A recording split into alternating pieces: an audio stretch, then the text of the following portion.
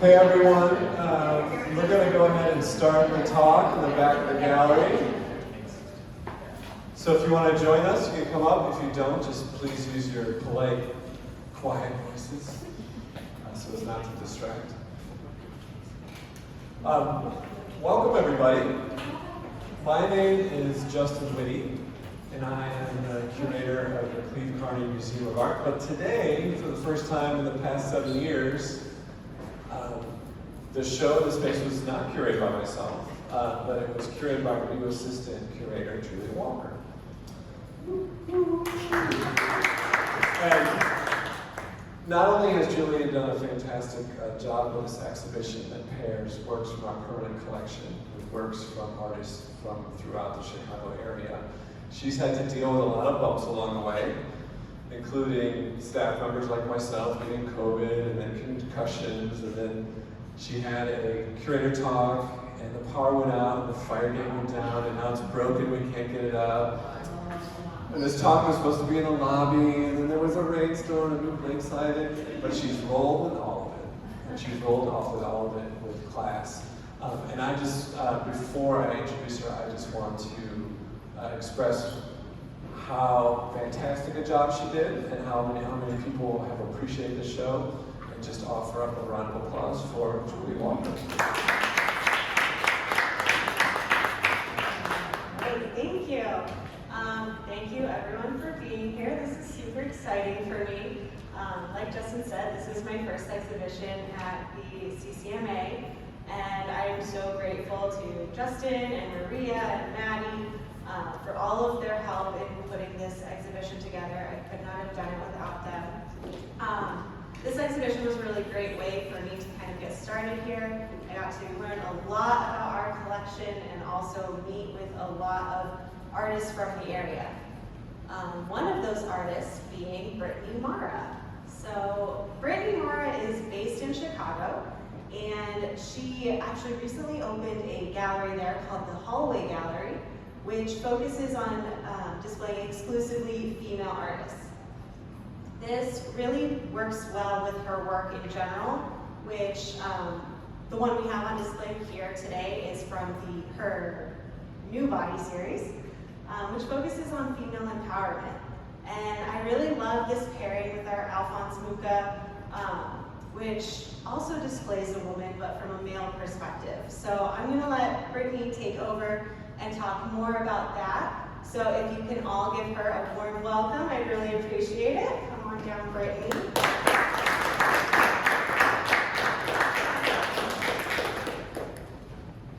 Hello. Give me 2 seconds here. All right.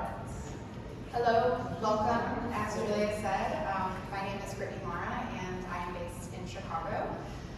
I'm a full-time visual artist, and what that actually means is that I hold a lot of titles. I am a marketing director, a social media manager, a product design lead, a client success manager, I'm a PR agent, a brand manager, a CEO, CFO, COO, entrepreneur, website manager, CEO manager, art handler, and sometimes I make art. What's not on that list is public speaker, and this podium feels very official. I'm very nervous. So thank you for humoring me through this talk. Do women have to be naked to get into the Met Museum? Less than 5% of the artists in the modern sections are women, but 85% of the nudes are female. Just out of curiosity, how many of you are familiar with this 1989 Gorilla Girls poster? Raise your hand. Yes, that's oddly more than I thought.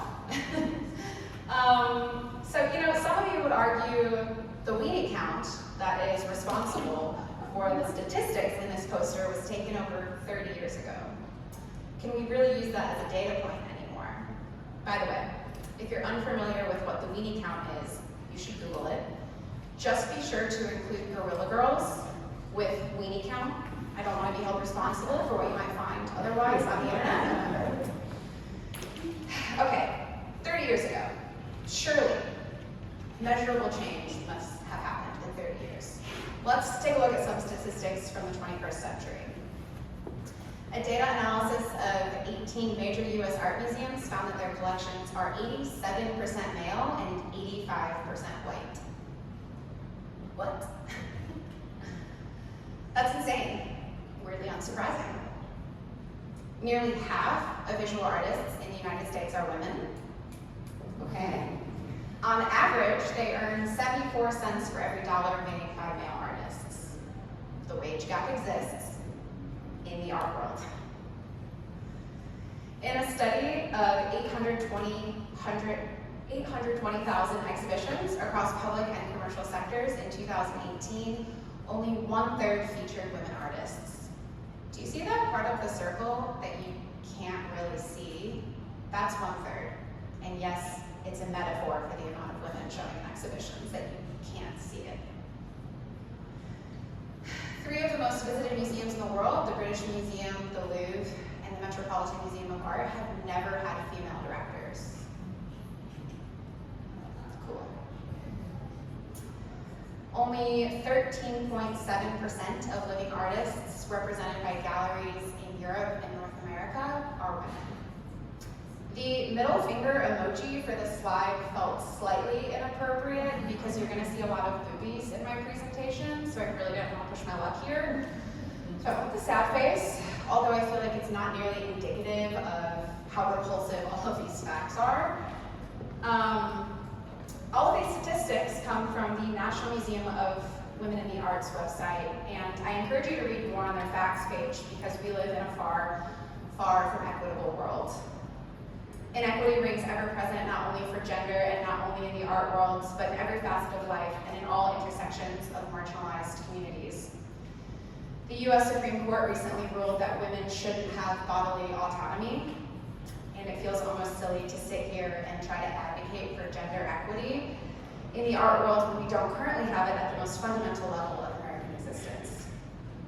I'm going to sit here and try. All of this being said, how does this relate to my work, this particular show, and why you're here listening to me, a non-public speaker?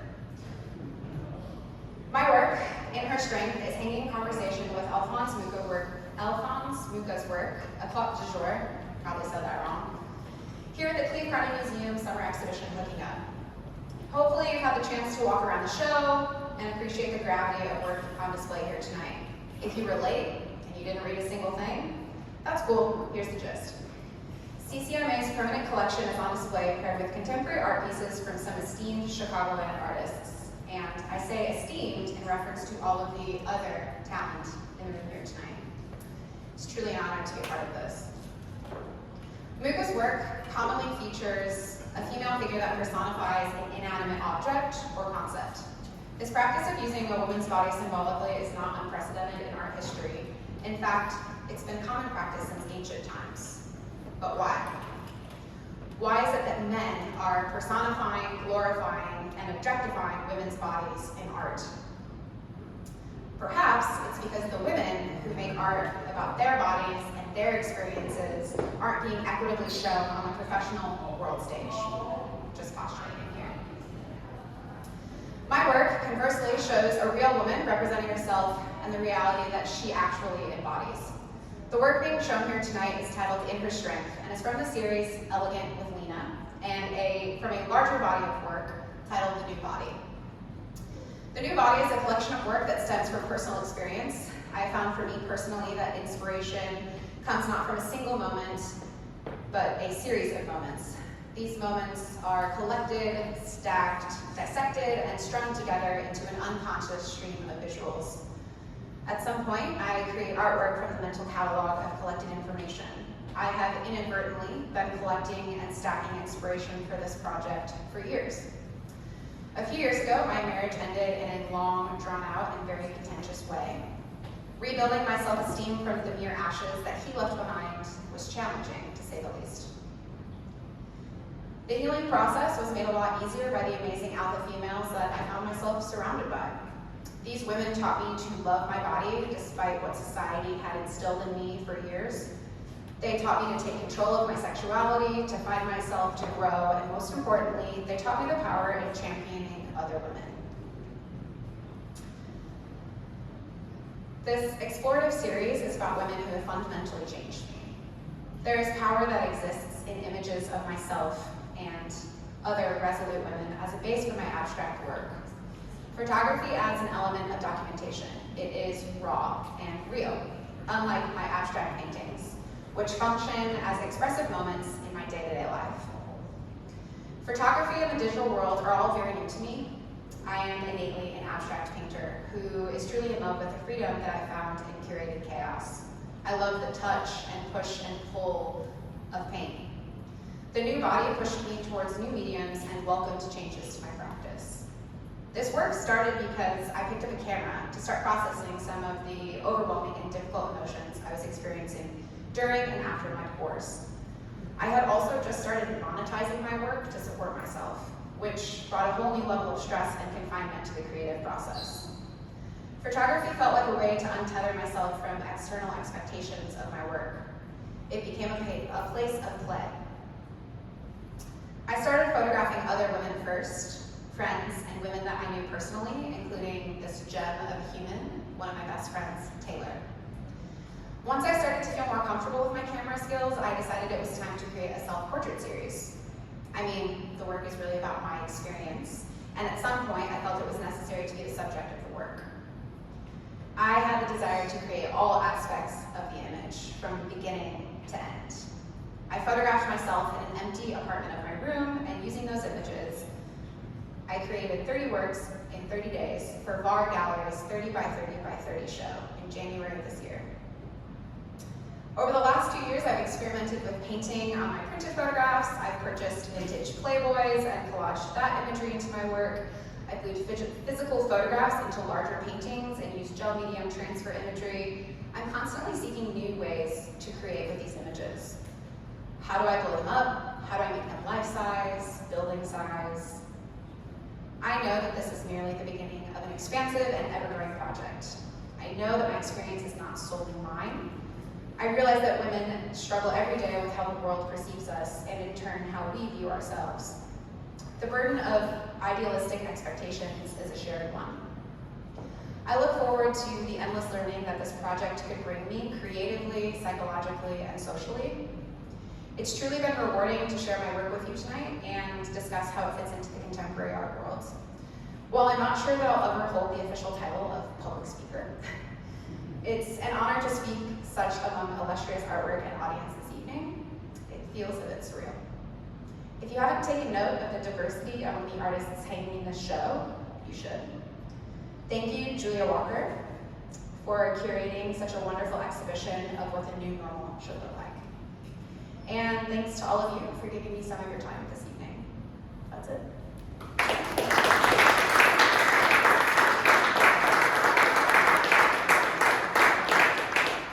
Thank you so much. So now I want to kind of give everyone an opportunity to ask Britni any questions that they may have.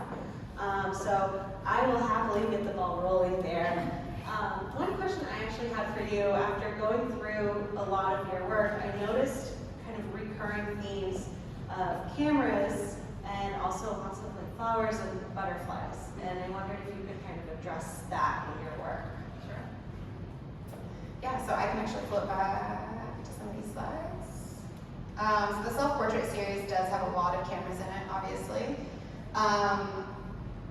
And butterflies as well. Obviously, I felt like it was a metamorphosis stage of my life. I was going through this thing and becoming a whole new creature as someone who flourished. So that's kind of where the butterfly comes from. And then cameras, honestly, you know, again, it felt like a new enlightenment period for me. I always had a camera as a hobby, and I never saw myself as a photographer. So I still don't really see myself as a photographer, which is interesting because it's not some of the basis of my work.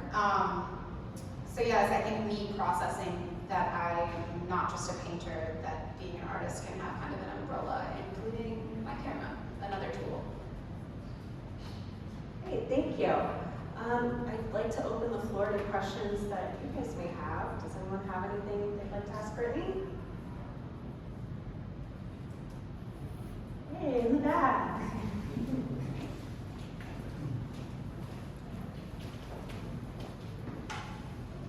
I purposely stood far away so she'd have to walk tonight. So I was curious, how do you make the decision to choose, or how do you choose pairing a woman with a piece of abstract artwork or vice versa?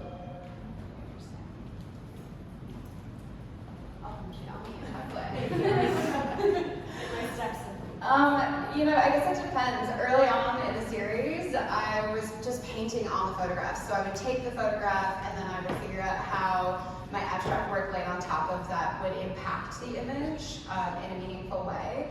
And then I kind of did the opposite, where I had photographs laid out all over my apartment and I was prepping for a show and I had photographs over here and paintings over here.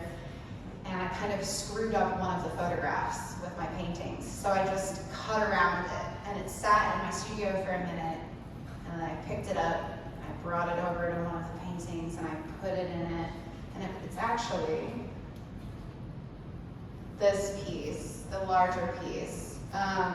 That was originally just an abstract painting that felt unfinished, and now has Lena's beautiful body in it. So, I think it's more of the strokes that are representative of me. I like to say that abstract artists have a language and that each stroke is part of their alphabet. So you'll see repeated marks in my work that intentionally look like my work.